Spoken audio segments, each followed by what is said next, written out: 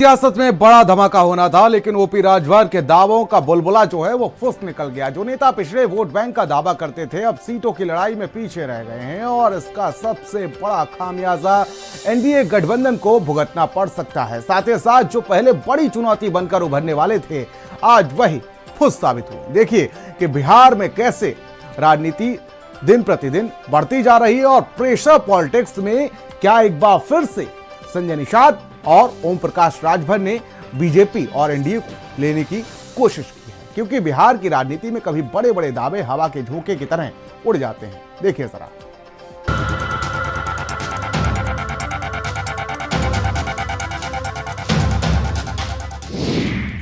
दल छोटे लेकिन मांग बड़ी, एनडीए के लिए नई मुसीबत खड़ी।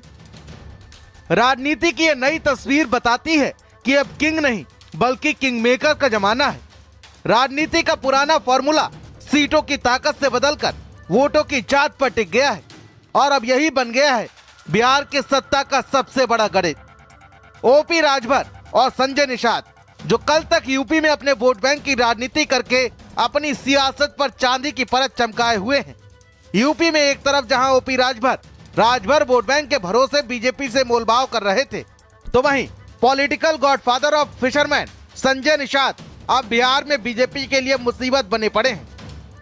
देखिए, हमने भारतीय जनता पार्टी के नीचे से लेकर ऊपर तक हम लोगों ने कोशिश की कि हम लोग भी गठबंधन में जो भी 2-4 सीटें मिले हम लोग भी साथ रहें।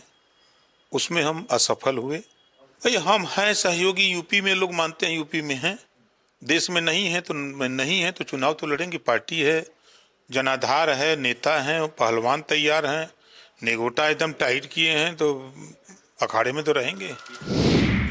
राजभर निषाद के प्रेशर पॉलिटिक्स एनडीए के लिए बना सियासी रिस्क। ओपी राजभर, जो खुद को पिछड़ा समाज का पालनहार बताते हैं, कह रहे हैं बिना इज्जत के गठबंधन नहीं चलेगा। और संजय निषाद, जो हमेशा अपने निषाद वोट बैंक की शान दिखाते थे, अब बिहार की नाव पर भी लहरें खड़ी कर रहे हैं।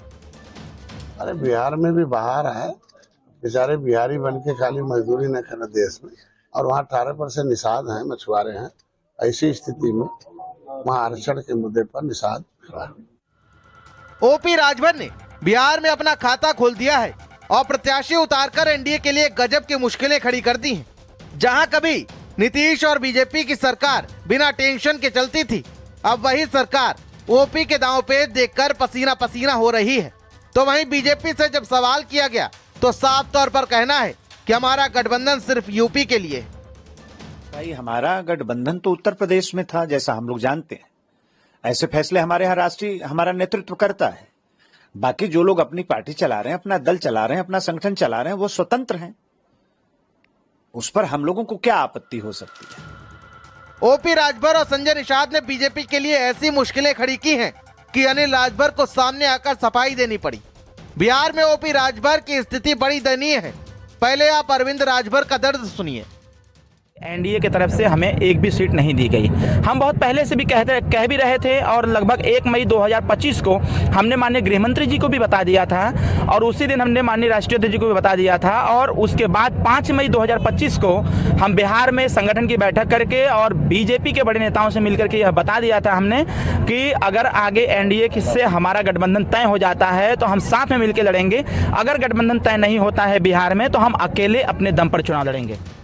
ये हैं सुभाषपा के प्रमुख महासचिव अरविंद राजभर, जिनका कहना है कि 5, 4 या 2 सीटें तो कम से कम मिल जाती, लेकिन हाथ खाली रह गए। सुभाषपा की बिहार में 4 सीटों की डिमांड थी, लेकिन हाथ कुछ ना लगा।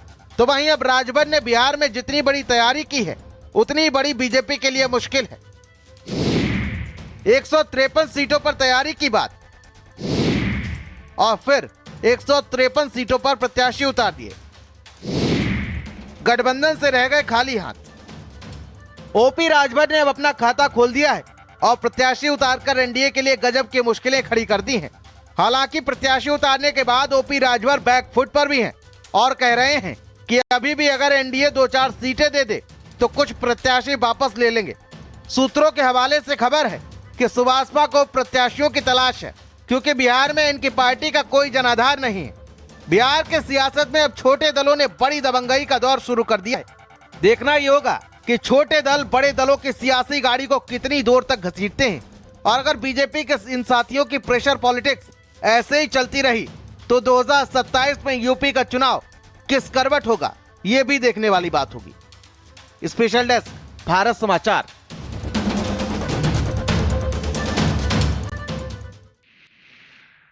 तो इस प्रेशर पॉलिटिक्स से फिलहाल